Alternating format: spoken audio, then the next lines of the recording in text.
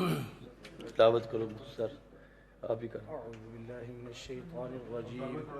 بسم اللہ الرحمن الرحیم، انا اعطیناک الکوثر فصل لربک وانحر ان شانئک هو الابتر، صدق اللہ العظیم۔ مولاي صل وسلم دائما ابدا على حبيبك خير الخلق كلهم۔ بسم اللہ الرحمن الرحیم، الحمد للہ رب العالمین، والصلاة والسلام علی رسولہ الکریم۔ اس وقت پاکستان اور عالم اسلام کے لحاظ سے جو مسائل ہیں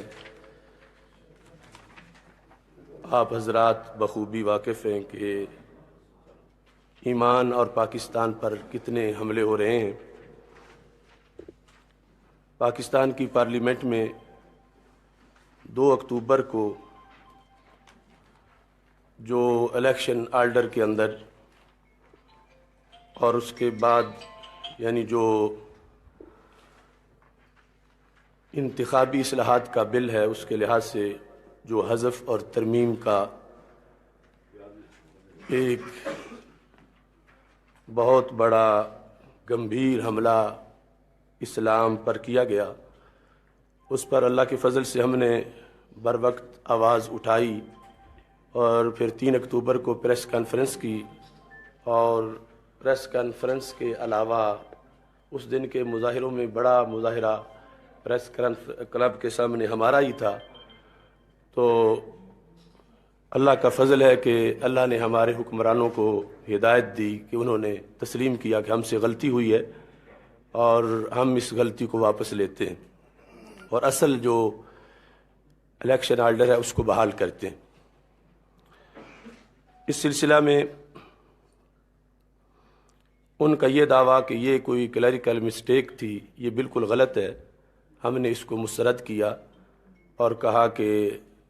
یعنی وہ تو کوئی 1-2 لفظ آگے پیچھے ہو جائیں ایسا معاملہ ہوتا ہے، یہاں 80 سے زائد صفحات میں سے صرف وہ شقیں 7B اور C نکالی گئیں جن میں ختم نبوت کے بارے میں حتمی اعتقاد اور یقین کا اور حلف کا ذکر تھا، اور پھر اس سے جو اس کا ہیڈنگ تھا اوتھ کا لفظ وہاں سے حذف کیا گیا۔ بہرحال ساجد میر نے اس سلسلہ میں مناظرے کا چیلنج کیا کہ پارلیمنٹ میں کوئی اس طرح کی تبدیلی نہیں ہوئی اور علماء بدگمانیاں پیدا کر رہے ہیں، ان کو انگلش کا پتہ نہیں ہے۔ تو ہم نے اس چیلنج کو قبول کیا۔ ادھر ہمارا یہ مطالبہ تھا کہ جو ماسٹر مائنڈ ہے اس حذف و ترمیم کا، وہ اور حذف و ترمیم کرنے والے جو ایجنٹ ہیں سہولت کار اس ماسٹر مائنڈ کے، پاکستان کی حکومت کے اندر یا اس کے جو دیگر بہت ادارے ہیں ان میں سے ان کو تلاش کیا جائے کہ ختم نبوت جو پورے دین کا قلعہ ہے اس پر کس نے حملہ کیا۔ ادھر سے کمیٹی بنائی گئی، مگر افسوس ہے کہ اب تک اس کمیٹی نے کوئی فیصلہ امت کو نہیں سنایا کہ وہ کون سے لوگ ہیں کہ جنہوں نے یہ کام کیا جس کے لیے اتنے دن اجلاس ہوتے رہے اور پھر اس غلطی کو پکڑا نہیں گیا۔ ہمارا آپ کے ذریعے سے پہلا مطالبہ اب یہ ہے کہ حکومت فی الفور اس کمیٹی کو حکم دے کہ وہ فیصلہ سنائے کہ جس سے یہ عیاں ہو کہ یہ جرم کن لوگوں کا تھا۔ اس کے بعد آپ سارے حضرات مختلف چینلوں پر یہ پوچھتے ہیں کہ اس کی سزا کیا ہے جن لوگوں نے ایسا کیا، تو اس کا شرعی تفصیلی فتویٰ میں پہلے دے چکا ہوں، شاید آپ لوگوں تک پہنچا ہو۔ تو اس کی کم از کم سزا جو ہے وہ عمر قید ہے، عمر قید سے کم ان کی تعزیری سزا نہیں ہے، اور اس پر قرآن مجید سے بھی دلیل ہے، حدیث شریف سے بھی دلیل ہے، اور فقہ اسلامی سے بھی دلیل ہے کہ جن لوگوں نے اتنا بڑا گھناؤنا کردار ادا کیا کم از کم عمر قید ان کو ضرور ہوگی، اور انہیں اس سلسلہ میں نئے سرے سے کلمہ بھی پڑھنا پڑے گا اپنی آخرت سنوارنے کے لیے۔ اس کے ساتھ جو دوسری طرف سے ساجد میر کا مسئلہ تھا، تو حکومت پیچھے ہٹ گئی اور اسے دھکا دے دیا۔ اسے چاہیے تھا کہ وہ بھی غلطی مان لیتا اپنی کہ واقعی ایسا ہوا ہے، میں نے سوچے سمجھے بغیر چیلنج کر دیا تھا یا میں اس سے دستبردار ہوتا ہوں، تو اس نے چیلنج سے دستبرداری کا اعلان نہیں کیا، اور جو جگہ معین کی گئی تھی 12 اکتوبر کو پریس کلب کے سامنے شام 5 بجے، اس پر اس نے اتفاق کیا، لیکن اس کے بعد اس کا سارا زور اس پر تھا کہ کسی نہ کسی طرح مجھے روکا جائے، یعنی اشرف آصف جلالی یہ نہ پہنچ سکے۔ اگر اس کا مناظرے کا کوئی بھی تھوڑا سا بھی ارادہ ہوتا یا اس میں سامنے آنے کی ہمت ہوتی تو وہ اسلام آباد بھاگ کے نہ چلا جاتا۔ وہ خود اسلام آباد تھا اس وقت جب ہم پریس کلب کے سامنے پہنچے، اور ہمیں روکنے کے لیے جو ہے وہ تقریباً 40 گاڑیاں پولیس کی جو بڑی بسیں ہیں وہ بھر کے یہاں پہنچائی گئیں، ان میں 20 سے زیادہ SHO اور DSP 20 سے زائد اور SP، یہ سارا عملہ مجھے صرف روکنے کے لیے تھا۔ لیکن چونکہ میں نے اعلان کیا ہوا تھا کہ میں پہنچوں گا، تو اللہ کے فضل سے میں 5 بجے سے پہلے ہی پریس کلب کے سامنے پہنچ گیا، اور وقت مناظرہ پر میں نے اس کو للکارا کہ یہ تاریخ ہے، یہ جگہ ہے، سب دیکھ رہے ہو یہاں ساجد میر نام کی کوئی چیز موجود نہیں ہے۔ اس سلسلہ میں مجھ سے دیگر ہمارے اداروں کے لوگوں نے بھی رابطہ کیا کہ لا اینڈ آرڈر کا مسئلہ ہے، تو آپ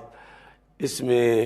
یہ جو اگرچہ چیلنج تو انہوں نے کیا تھا آپ نے قبول کیا ہے، لیکن اب آپ اس چیلنج کو چھوڑ دیں۔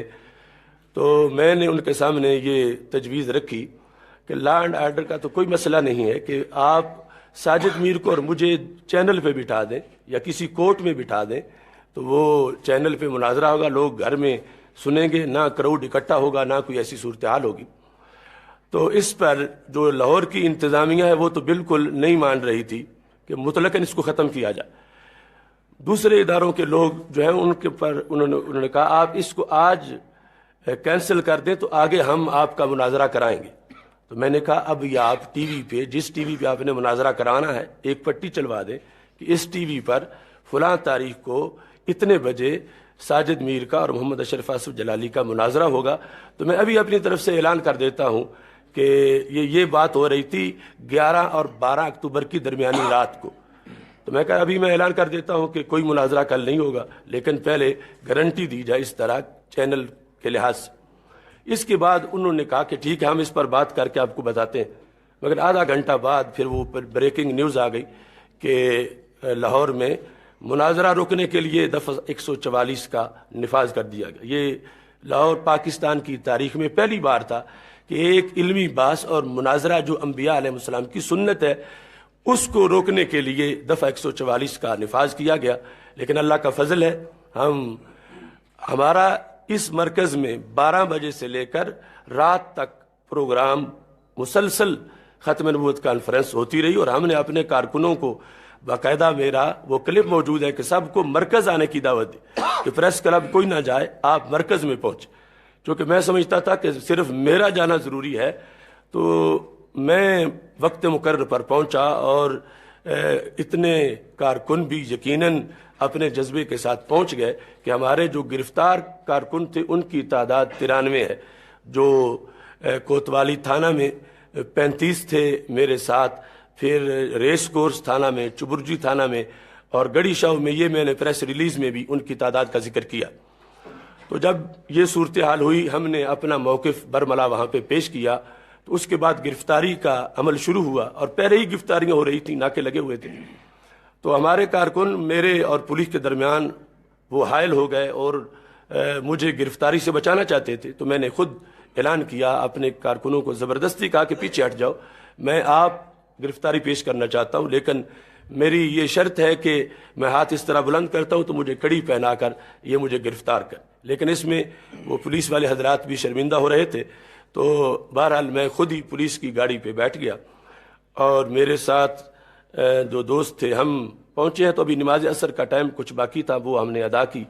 تھانہ کوتوالی میں، پھر نماز مغرب ادا کی، پھر نماز عشاء جب ٹائم ہوا تو اتنے تک مذاکرات کا عمل شروع ہو چکا تھا۔ سب سے پہلا جو پرویز بٹ صاحب کی طرف سے یہ کوشش کی گئی کہ ہم آپ کو اب گھر چھوڑ کے آنا چاہتے ہیں، تو میں نے کہا کہ میں گھر نہیں جانا چاہتا۔ اس پر میں نے وہیں بیٹھ کے یہ اپنے مطالبات تھانہ کوتوالی میں لکھے، اور ان کے سامنے پیش کی اور یہی میڈیا کو سینڈ کیے، پھر اس کو کمپوز کر کے بھیجا گیا۔ دوسرا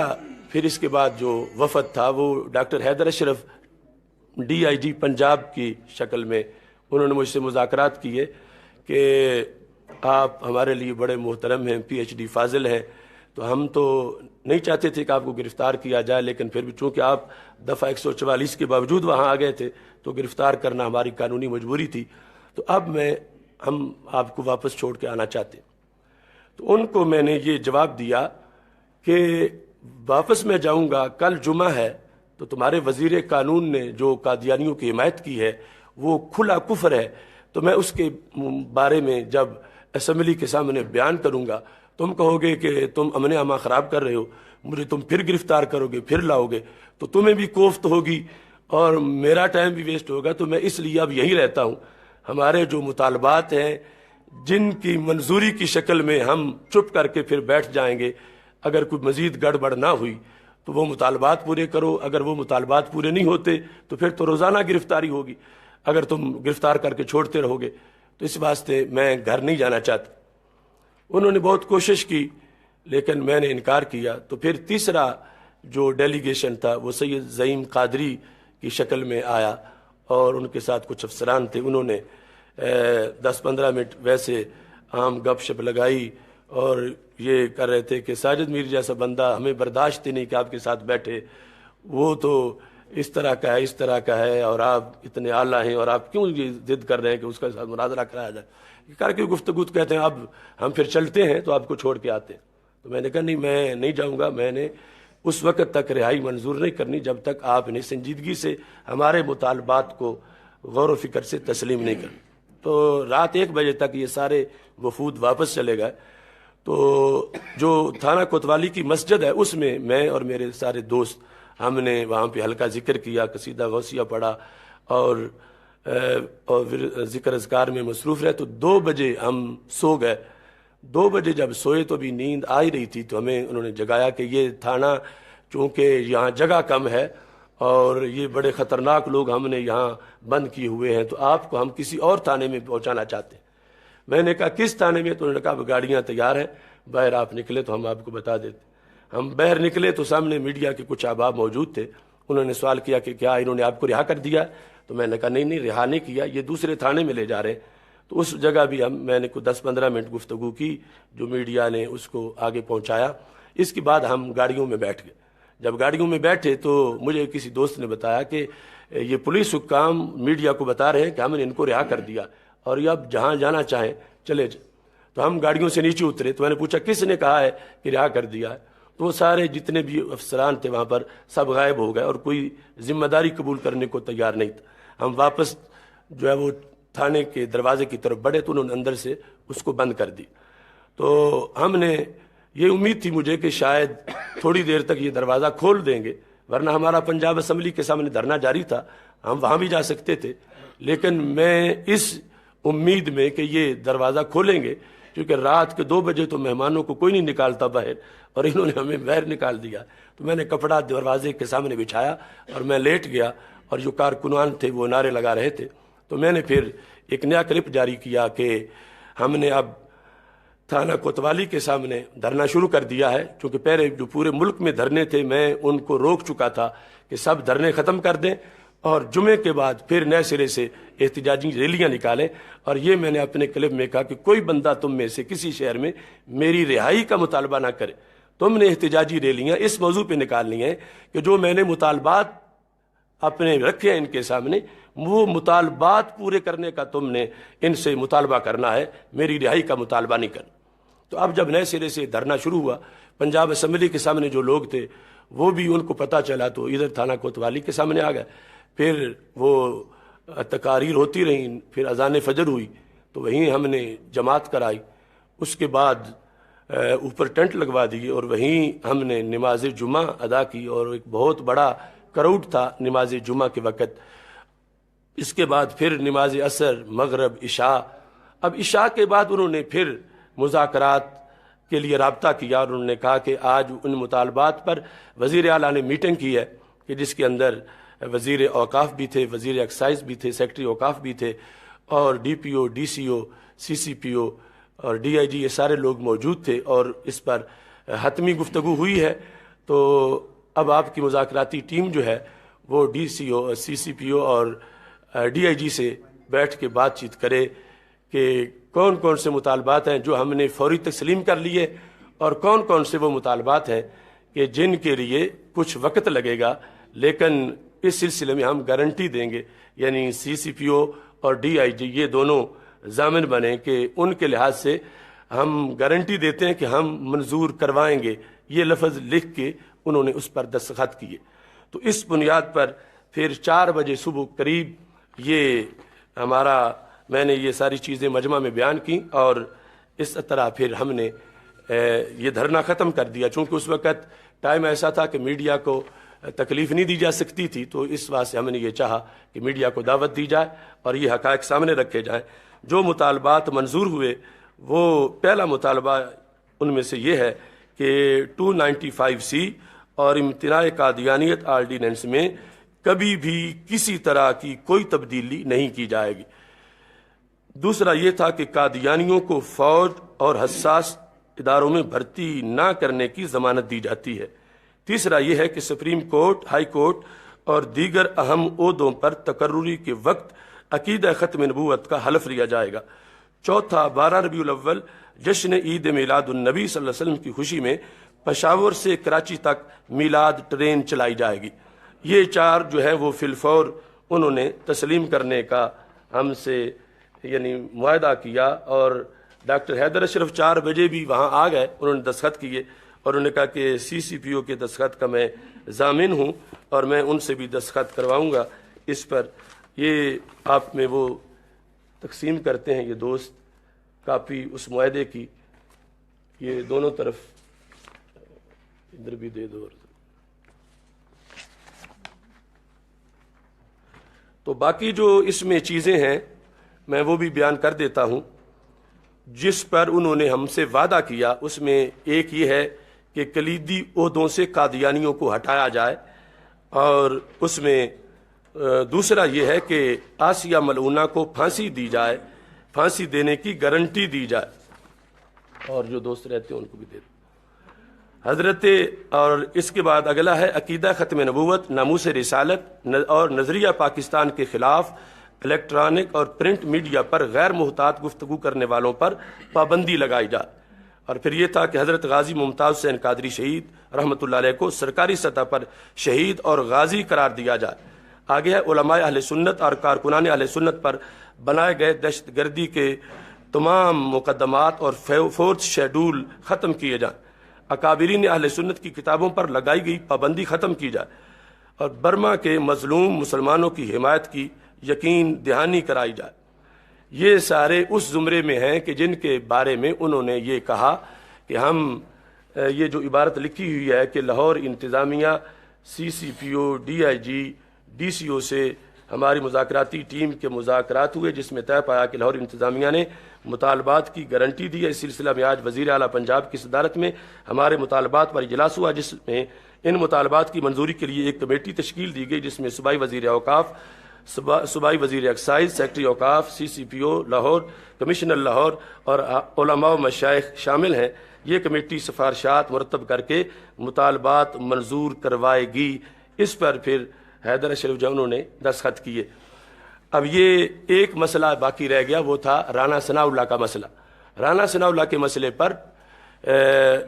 زعیم قادری کے ساتھ میری بہت سخت گفتگو ہوئی تھانہ کوتوالی کے اندر۔ انہوں نے کہا کہ وہ تو اس سلسلہ میں رجوع کر چکے ہیں اور انہوں نے ایک عبارت لکھی ہے، ابھی یہ پریس کانفرنس ان کی نہیں ہوئی تھی، نہ میڈیا کو وہ تحریر دی گئی تھی۔ میں نے کہا مجھے آپ وہ تحریر دکھائیں، تو تحریر جب دکھائی گئی تو میں نے کہا یہ تو بالکل عذر گناہ بدتر از گناہ ہے، یہ تو ان کے جرم کے ازالہ کے لیے یہ تحریر کافی نہیں ہے، کیونکہ اس تحریر میں یہ لکھا ہے کہ میری طرف کچھ باتیں منسوب کر دی گئی ہیں اور میرے موقف کو توڑ موڑ کے پیش کیا گیا ہے۔ میں تو کسی قادیانی کو مسلمان نہیں سمجھتا، یہ یعنی اس کی مین چیزیں تھیں۔ تو میں نے کہا یہ جو بہانہ اس وقت ہوتا ہے جو ایسے لوگوں نے عبارت رٹی ہوتی ہے کہ صحافیوں نے موقف توڑ موڑ کے پیش کر دیا، رپورٹنگ صحیح نہیں ہوئی، کہ جب کوئی ویڈیو کلپ موجود نہ ہو تو پھر یہ یعنی دھوکہ دیا جا سکتا ہے. تو میں نے خود اپنے کانوں سے سنا اس ویڈیو کلپ اس کا موجود ہے جس میں اس نے 4 کفریات کا ارتکاب کیا. وہ چاروں میں نے پریس ریلیز میں لکھے ہوئے. وہ باقاعدہ اس وقت سنائی گئی تھانہ کوتوالی میں زعیم قادری اور باقی حیدر اشرف وغیرہ کو. میں نے کہا اس نے اپنے دعوے کی دلیل کے طور پر اس بات کو پیش کیا کہ ہمارے علماء ان کو غیر مسلم تسلیم نہیں کرتے، اور یہ اصول حدیث اصول فقہ کا قانون ہے کہ جب کوئی دعوے میں کسی کے قول کو دلیل کے طور پر پیش کرے تو پہلے اس کا اپنا عقیدہ وہ تسلیم کرنا پڑے گا. تو علماء میں سے تو کوئی ایسا نہیں کہ جو قادیانیوں کو غیر مسلم نہ مانتا ہو. اب تک وہ کوئی ایسا عالم دین قابل ذکر پیش نہیں کر سکتا، لیکن اس کا اپنا تو یہ موقف سامنے آ گیا کہ جب یہ قول بطور دلیل اس نے پیش کیا تو وہ پھر ان لوگوں میں سے ہے جو قادیانیوں کو غیر مسلم تسلیم نہیں کرتے. اور پھر اس کے ساتھ جو اس نے یہ کہا کہ ان کے سارے عقائد جو ہیں وہ ہم جیسے ہیں، اور یہ نماز روزہ اس چیز کا اس نے حوالہ دیا اور ان کو اس طرح ثابت کرنا چاہا. تو آئین پاکستان کے بقول یہ ساری چیزیں جو ہیں ان کا استعمال کرنا ان کے لیے ناجائز قرار دیا گیا ہے. اور اس کے بعد جس وقت اس نے ان کو اس انداز میں پیش کیا کہ قادیانیوں کی حمایت کے اندر کہ وہ تمام عقائد ہم جیسے رکھتے ہیں، صرف ایک یہ ختم نبوت کا مسئلہ ہے، تو اس کے اندر یعنی ختم نبوت کا مسئلہ یعنی کفر ایسا ہوتا ہے کہ ایک بندہ دن میں 1000 سجدے خدا کو کرے، صرف ایک سجدہ بت کو کرے تو اس کے ہزاروں پہ پانی پھر جاتا اور اس کا ایمان بھی برقرار نہیں رہتا. تو یہ اس کی ایک شک کے ہوتے ہوئے اس کا یہ کہنا کہ ان کے بارے میں غیر مسلم تو علماء بھی ان کو نہیں سمجھتے، تو یہ دوسرا کفر تھا جس کا اس نے ارتکاب کیا. تیسرا کفر اس کا یہ تھا کہ اس نے کہا اس سلسلہ میں جتنے جذبات اور فتوے ہیں وہ بالکل ادروائز ہیں. یہ تیسرا کفر تھا. چوتھا کفر یہ تھا کہ وہ خود بھی اپنے آپ کو نان مسلم نہیں کہتے بلکہ مسلمان کہتے. تو قادیانیوں کی پوری بلڈنگ کا ڈھانچہ اس پر قائم ہے کہ مرزا قادیانی نے یہ کہا تھا من فرق بینی و بین المصطفیٰ فما عرفنی وما رعا، کہ جس نے میرے اور حضرت محمد مصطفیٰ صلی اللہ علیہ وسلم کے درمیان فرق کیا کہ یہ دو ذاتیں ہیں، وہ اور ہیں اور میں اور ہوں، تو معاذ اللہ کہتا اسے میرا پتہ ہی نہیں. میری جس کو معرفت ہے وہ یہ مانتا ہے قادیانی کہ حضرت محمد صلی اللہ علیہ وسلم جب دنیا سے گئے تو پھر میری شکل میں پھر آئے. اور اس بنیاد پر یعنی مرزا کے بیٹے سے جب پوچھا گیا، جو کلمۃ الفصل میں یہ بات موجود ہے کہ ہر نبی کا کلمہ ہوتا ہے تو تم مرزا کو نبی مانتے ہو تو اس کا کلمہ کہاں ہے؟ اس نے کہا ہمیں علیحدہ کلمہ بنانے کی ضرورت نہیں، لا الہ الا اللہ محمد الرسول اللہ صلی اللہ علیہ وسلم یہ مرزا قادیانی کا کلمہ ہے. اب امریکہ ٹریڈ مارک کی بھی بندی جاتا ہے کہ ٹریڈ مارک رجسٹرڈ ہے، دوسرا استعمال کرے تو جرم ہے. تو ہمارا کلمہ جو اللہ کی طرف سے رجسٹرڈ ہے اس کلمے کو یہ ہم سے چھین کے اپنے لیے استعمال کر رہے ہیں. یہ جرم یہودیوں کا نہیں ہے، یہ نصارہ کا نہیں ہے، یہ ہندوؤں کا نہیں ہے، یہ سکھوں کا نہیں ہے. وہ اقلیت اور طرح کے ہیں، ان کا اپنے کلمے، ان کے اپنے نظریات. یہ تو اتنے ظالم ہیں کہ ہم سے ہمارا کلمہ چھین رہے ہیں. اور پھر اتنی بڑی گستاخی ہے ان کے اس قول میں کہ جو بندہ دجال ہے، کذاب ہے، جہنمی ہے، اس بندے پر ہمارے آقا صلی اللہ علیہ وسلم کا نام لگا رہے ہیں، اس کو محمد کہہ کے کلمہ پڑھ رہے ہیں. تو یہ یعنی ان کا اتنا بڑا گناہونا جرم ہے. جو بحث ہوتی ہے چینلوں پر کہ منارٹیز ہیں، ان کے حقوق ہیں، تو آپ یہ واضح کریں کہ باقی منارٹیز اور طرح کی ہیں، یہ اور طرح کے ہیں. ان کا ہر وقت ہمارے پیغمبر علیہ السلام کی نبوت پہ حملہ ہے. یہ رسول اللہ صلی اللہ علیہ وسلم کی ذات گرامی کے لحاظ سے اپنے دجال کا اوپر وہ نام استعمال کرتے ہیں، اور پھر جب یہ وہ بولتے ہیں کہ ہم بھی تو کلمہ پڑھتے ہیں لا الہ الا اللہ محمد الرسول اللہ، تو اس وقت ان کا مطلب یہ ہوتا ہے محمد سے مراد مرزا قادیانی. اور وہ یہ بھی کہہ جاتے ہیں کہ ہمارا بھی ختم نبوت پہ یقین ہے. تو ہمارے بھولے والے لوگ کہتے ہیں اب تو مسئلہ ہی حل ہو گیا کہ وہ تو بھی ختم نبوت بھی مان رہے ہیں. تو ان کا یہ نظریہ ہوتا ہے کہ مرزا آخری نبی ہے، مرزا کے بعد کوئی نبی نہیں۔ اتنے بڑے سازشی اسلام دشمن، ان کے لحاظ سے اس ملک میں ساجد میر جیسے لوگ ایجنٹ بن گئے ہیں اور مناظرے کر رہے ہیں کہ کچھ ہوا ہی نہیں، کچھ تھا ہی نہیں۔ یعنی ایک گہرا حملہ تھا اسلام پر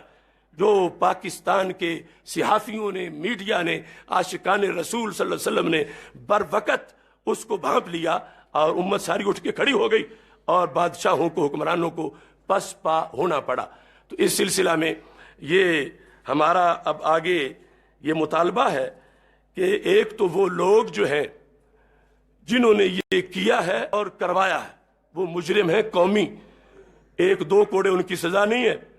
ان کی سزا او ینفو من الارض کے تحت قرآن مجید سے جو معین ہوتی ہے، کم از کم سزائے موت ہے، یعنی کم از کم عمر قید ہے اب تک جتنی معلومات ملی ہیں۔ لیکن یہ ہمارا فتویٰ حتمی نہیں ہے ان کی سزا کا، اگر کوئی اور انکشاف ہوتا ہے اور کی معلومات کے روشنی میں ان کا جرم مزید بڑھتا ہے تو پھر وہ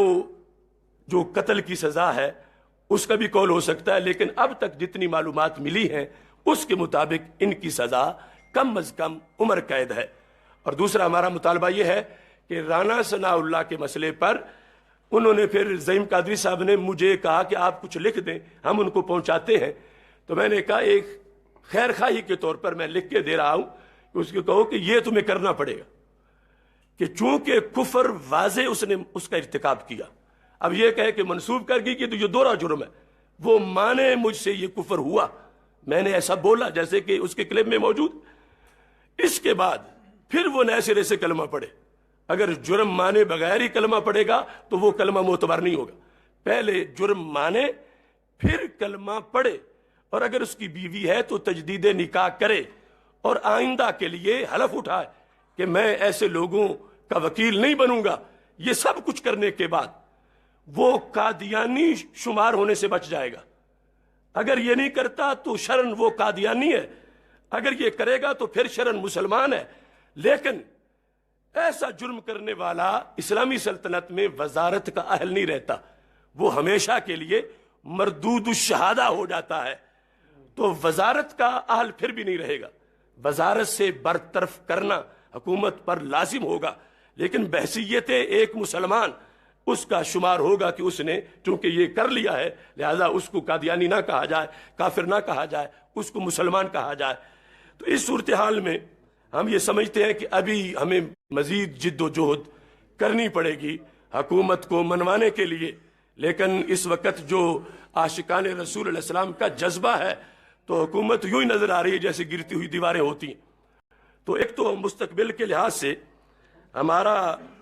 جو لاہ عمل ہے اس میں یہ ہے کہ وہ 93 عاشقان رسول صلی اللہ علیہ وسلم جن کو ان میں سے اکثر کو میرے ساتھ تھانے سے باہر نہیں نکالا گیا تھا، میرے ساتھ انہیں نکالا گیا جو تھانہ کوتوالی میں تھے، جو چبرجی میں تھے، ریس کورس میں تھے، گڑی شاہو میں تھے، وہ تو اس وقت رہا ہوئے جب کل صبح مذاکرات کامیاب ہوئے، انہیں پھر چھوڑا گیا، اور جب وہ کہتے تھے کہ ہم سے کیا کرو گے تو ان کو کہا جاتا تھا کہ جلالی صاحب سے کہو کہ وہ دھرنا چھوڑ دیں تو پھر ہم تم کو رہا کر دیں گے۔ تو ان میں سے بعد پر تشدد بھی کیا گیا، اور اس پر بھی آپ لوگوں کو نوٹس لینا چاہیے کہ ایک طالب علم نے لبیک یا رسول اللہ صلی اللہ علیہ وسلم کا نعرہ لگایا تو اس کو سپاہی نے تھپڑ مارا کہ وہ دور جا گرا۔ تو سرکار کے نام پر تھپڑ مارنا یہ تو شاید انڈیا کی فوج یا پولیس کا کوئی بندہ ہو جو کشمیر میں ایسا جرم کر رہا ہو، تو یہ بھی آپ کو اس بات کو اٹھانا چاہیے۔ تو اس طرح یعنی یہ جو تمام اسیران ناموس رسالت ہیں انشاءاللہ ہم ان کے اعزاز میں 21 اکتوبر کو یہاں استقبالیہ رکھیں گے اور ان کو یہاں پر اعزازی اسناد دی جائیں گی۔ دوسرا ہمارا یہ پروگرام ہے کہ انشاءاللہ 24 اکتوبر کو ہم لاہور سے اسلام آباد کاروان ختم نبوت چلائیں گے۔ لاہور سے اسلام آباد 24 اکتوبر کو کاروان ختم نبوت چلایا جائے گا، اسلام آباد پہنچ کر چارٹر آف ڈیمانڈ پیش کیا جائے گا، اور پھر وہاں سے اسلام آباد پریس کلب سے ہم جو برما کی ایمبیسی ہے اس کے گھیراؤ کے لیے مارچ کریں گے، کیونکہ 24 اکتوبر کا ہمارا اعلان پہلے سے ہی برما کی ایمبیسی کے محاصرے کا اعلان ہے، جو ہم نے تقریباً 3 ہفتے پہلے، بلکہ برما مسلم مارچ جب ہم نے کیا تھا ستمبر کے اندر 10 ستمبر کو، تو اس میں ہم نے اس کا اعلان کیا تھا کہ اگر حکومت نے ہمارے مطالبات تسلیم نہ کیے، جو ہم نے 4 مطالبات برما کے لحاظ سے قرآن و سنت کی روشنی میں وہاں رکھے تھے، تو ہم نے کہا تھا کہ ہم پھر برما کی ایمبیسی کا محاصرہ کریں گے۔ تو اس طرح 24 کو پہلے ہمارا یہ کاروان ختم نبوت لاہور سے اسلام آباد یہ ہے، اور پھر اسلام آباد میں ہم نے جو جگہ معین کی اسلام آباد پریس کلب، وہاں سے برما کی ایمبیسی کی طرف ہمارا یہ مارچ ہوگا۔ اس موقع پر میں ہمارے بڑے نامور عالم دین ہیں حضرت مولانا محمد منیر احمد یوسفی، گزشتہ سے پیوستہ دن ان پر صبح کے وقت قاتلانہ حملہ کیا گیا، تو یہ ایک ملک کا امن خراب کرنے کی بہت بڑی سازش ہے۔ تو ہمارا مطالبہ ہے کہ اس حملہ آور کے پیچھے، سنا ہے کہ وہ گرفتار ہو چکا ہے فوٹیج سے، تو اس کے پیچھے جو خفیہ ہاتھ تھا اس کو بے نقاب کیا جائے اور ان سب کو عبرتناک سزا دی جائے۔ میں آپ تمام حضرات کا حد درجہ مشکور ہوں، اور اس میں ایک بات میں یہ ایڈ کرنا چاہتا ہوں کہ سابق وزیر اعظم ظفر اللہ جمالی، یہ سید جو لکھا ہوا یہ کاٹ دیں، ظفر اللہ جمالی کے پارلیمنٹ میں جرأت مندانہ کردار اور مسلم لیگ نون سے علیحدگی کو ہم خراج تحسین پیش کرتے ہیں، کہ جس انداز میں انہوں نے کہا کہ میرے مرنے سے پہلے کاش کہ یہ اسمبلی ختم ہو جائے، اور انہوں نے اپنے بہت غیرت مند جذبات کا اظہار کیا، تو ہم ان کو اپریشیٹ کرتے ہیں۔ اور انہوں نے جو برات کا اعلان کیا اس حکمران ٹولے سے، ان کی جماعت سے، ہم اس کو بھی خراج تحسین پیش کرتے ہیں۔ رب ذوالجلال آپ کو ہر گھڑی پہ یہاں کروڑوں ثواب عطا فرمائے۔ آپ نے یہاں تشریف لا کر ہماری بڑی حوصلہ افزائی کی، اور ظاہر ہے کہ یہاں اس کمرے میں بیٹھ کر میرا اکیلے بولتے رہنا، اس کے مقابلے میں اتنے چینلوں کے ذریعے سے جو پوری دنیا پر پیغام حق جائے گا، یہ کئی گنا زیادہ ثواب کا سبب بنے گا میرے لیے اور آپ سب کے لیے۔ اللہ تعالی ہم سب کا حامی و ناصر ہو۔ وآخر دعوایا ان الحمد للہ رب العالمین۔ تو اس میں یہ پہلے ہم بتا چکے ہیں کہ مطالبات جو معاہدہ مثلاً ہوا ہے ہم سے، جو فوری مانے گئے اور جن کا وعدہ کیا گیا، ان کے لحاظ سے بھی یہ آپشن کھلا ہے کہ اگر وہ کچھ بھی اس میں گڑبڑ کریں گے تو پھر ہم اس کے خلاف بھی نئے سرے سے تحریک چلائیں گے۔ اور تحریک ختم نبوت تو بہرحال چل ہی رہی ہے، اور اس کا شیڈول میں نے آپ کے سامنے بیان کیا ہے۔ اللہ تعالی ہم سب کا حامی و ناصر ہو۔ وآخر دعوایا ان الحمد للہ رب العالمین۔ اب وقفہ ہے سوالات۔ سب سے پہلے یہ سوال ہے کہ نہیں، ان کو کرنے دیں، آپ ادھر رہیں۔ جی جی،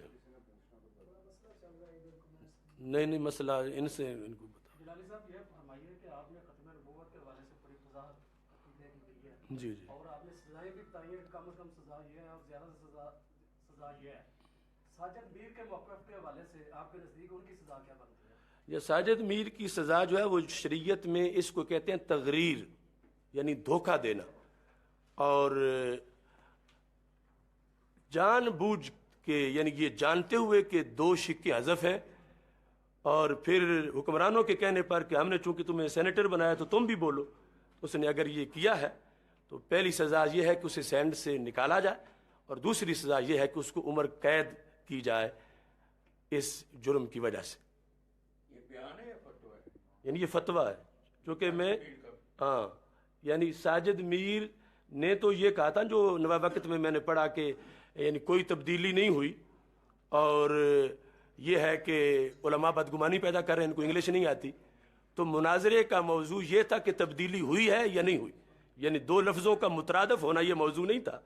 یہ تھا کہ تبدیلی ہوئی ہے یا نہیں ہوئی، اور اس نے کہا کہ تبدیلی نہیں ہوئی، اور پھر اس پہ ڈٹ گیا۔ تو یہ اس نے حق کو چھپانے کے لیے جو سازش تھی ختم نبوت کے خلاف، اس کو تحفظ دینے کا اس نے مناظرے کا چیلنج کر کے کام کیا۔ اسے یہ تھا کہ جب اتنا بڑا ایک جماعت کا لیڈر کہہ رہا ہے کہ میں مناظرہ کرتا ہوں، تو دنیا کہے گی کہ وہی کچھ نہیں، یہ بس لوگ ویسے انتشار پھیلانا چاہتے ہیں۔ تو ہم نے 2 घंटे उसके बाद इधर हमारे पास उस वक्त ये 7 न्यूज़ वाले आए हुए थे, उसमें भी हमने चैलेंज को कबूल किया, फिर सारे अखबारात में भी कबूल किया। साहब ये उम्र कैद का जो सजा के तौर पर आपने तयन फरमाया, जी जी। ये शरीयत के कवानीन की रोशनी में या जो हमारा पीपीसी है किब होता है अन युक़त्तलू और युसल्लबू, उसमें आगे जाकर एक सजा ने वजाहत की कि ये ज़मीन से निकालना ये शरई तौर पर फसाद फिल अर्द के ज़ुमरे में और तगरीर के ज़ुमरे में आता है, और उसकी रोशनी में कुरान और सुन्नत से जो सज़ा बनती है और फ़िक़्ह इस्लामी से, वो एक सज़ा है, एक सज़ा। इससे बड़ी भी सज़ाएँ हैं, लेकिन उनके लिए अभी मज़ीद हमें मटीरियल दरकार है। जो मैंने कहा कि अभी वो मज़ीद चीज़ें सामने आएंगी तो क्या आपका जो पाकिस्तान पीनल कोड है उसमें इस सजा को बाकायदा तौर पर इंसर्ट करने के लिए कोई मुतालबा है? हाँ, ये तो आपने बहुत अच्छी बात की। यानी कानूनी एतबार से चूँकि ये है कि कुरान और सुन्नत सुप्रीम लॉ है, तो उसकी रोशनी में तो वैसे ही ये आइन का हिस्सा है, लेकिन ये है कि सराहतन लिखा जाए, तो ये हमारा मुतालबा है कि इससे वजाहत हो जाएगी कि इसको हमारे जो कानून के अंदर बाकायदा सराहत के साथ लिख दिया जाए। डॉक्टर साहब, अगर आपके फतवों पर अमल नहीं होता, जी। जो फतवे जारी किए आपने, then तो ये हम मतलब बता चुके हैं कि हमारे पास तो जिद्दोजहदी है, यानी हम कोई धमाका नहीं करेंगे, हम फौज और सिक्योरिटी इदारों पे हमले नहीं करेंगे। और ये मैंने उस दिन अपना प्रेस क्लब के सामने कहा कि किसी को काफिर कहना ये हदीस के मुताबिक कत्ल करने के मुतरादिफ है, तो जितना किसी को कत्ल करने से पहले सोचना चाहिए, इतना किसी को काफिर कहने से पहले भी सोचना चाहिए। तो मैंने कहा कि मैंने सोच के, और जब तय हो तो फिर जो ना बोले तो कुरान और सुन्नत में उसकी ये है कि वो गूंगा शैतान है। तो मैंने कहा इस वईद से क़यामत के दिन बचने के लिए कि हमें क़यामत के दिन कोई गूंगा शैतान ना कहे, ये हमारी मजहबी जिम्मेदारी है कि हम इस चीज़ को कुरान और सुन्नत की रोशनी में बयान करें। तो इसके बाद भी हमारा काम इसकी तहकीकात को पेश करना है, इसके लिए आवाज़ बुलंद करना है, मीडिया पे करें, रैली में करें, जुलूस में करें, धरने में करें, लेकिन हमारा मुस्तकबिल में कोई ऐसा प्लान नहीं है कि जिससे मुल्क में कोई फसाद हो, लॉ एंड आर्डर का मसला हो, या कोई ऐसा तर्ज अमल जो तालिबान और दाइश ने अपनी खुद साख्ता शरीयत के लिए बनाया हुआ है, हम उससे हरगिज़ मुत्तफिक नहीं हैं। और बिलखुसूस पाकिस्तान तो हमारा इसलिए महबूब वतन है कि ये हमारे महबूब हज़रत मोहम्मद मुस्तफ़ा सल्लल्लाहु अलैहि वसल्लम के नज़रिए पर बनने वाली दूसरी सल्तनत है। पहली मदीना मुनव्वरा की थी, और दूसरी ये है कि जिसका नज़रिया वही है, अगरचे आज तक हम में ये कमज़ोरी है कि हम उस नज़रिए के मुताबिक इसको बना नहीं सके, कायम नहीं कर सके, लेकिन इसके नज़रिए की वजह से हमसे बर्दाश्त नहीं होता कि इसका कोई पत्ता भी तोड़े, इसकी अमलाक को कोई नुकसान पहुँचाए, क्योंकि ये उम्मत मुस्लिमा की बहुत बड़ी एक कुव्वत और किला है। मौलाना साहब, आप ये कह रहे हैं राना सनाउल्लाह साहब को तजदीद ईमान करना पड़ेगा, लेकिन आप ही के मतलब के 12 उलमा कल मिले हैं, जिनमें तहरीके उलमा कौंसिल पंजाब के सदर हैं हाफिज मोहम्मद अमजद, मुलाकात मरकजी चेयरमैन नायब पाकिस्तान उलमा कौंसिल हाफिज मोहम्मद शहीबुर रहमान कासमी, सदर इंटरनेशनल सदर जो भी हैं वो 12 लिहाज फरूकी हैं, और उन्होंने कहा कि मौलाना साहब उनका ये 12 उलमा का अलामिया है कि राना सनाउल्लाह खान एक सच्चे और पक्के मुसलमान और खत्म नबूवत पर कामिल यकीन है उनका। इनके बारे में आप क्या कहते हैं? इसमें पहली बात तो ये है कि साजिद मीर की मिसाल आपके सामने है, ये तो सारे ही गुमनाम से लोग हैं, यानी इनमें कोई भी किसी मसलक का कोई जिम्मेदार बंदा नहीं है। ये किस तरह की बरादरी बनी हुई है, टोले सिर्फ इस्लाम का नाम बेचने के लिए। बरादरी है, माफिया है। हाँ, ये आपने इस्लाह कर दी, यानी एक माफिया है कि जिनका काम है हुकूमत के सियाह सफ़ेद पर कवर चढ़ाना कि बिल्कुल ठीक है, तो ये उस तरह के लोग हैं, इनकी कोई हैसियत नहीं है। क्योंकि अभी यानी ये बिल्कुल ताज़ा यानी करंट इशू है, तो बाकी सारे ऑप्शंस हमारे सामने हैं, वो भी इंशाल्लाह इस्तेमाल करेंगे। और फिर मैं माजरत खा हूँ, और अब ज़रूर आपने तो हमने थोड़ा सा बंदोबस्त किया आपका, आपने तनावुल करके जाना, अगरचे आगे प्रोग्राम में आप लेट हो रहे हैं, लेकिन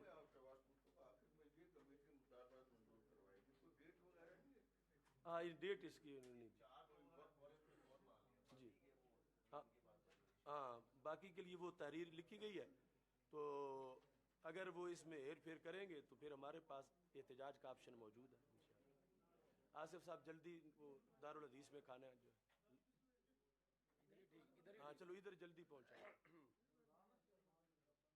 دیر نہ کرو دیر نہ کرو.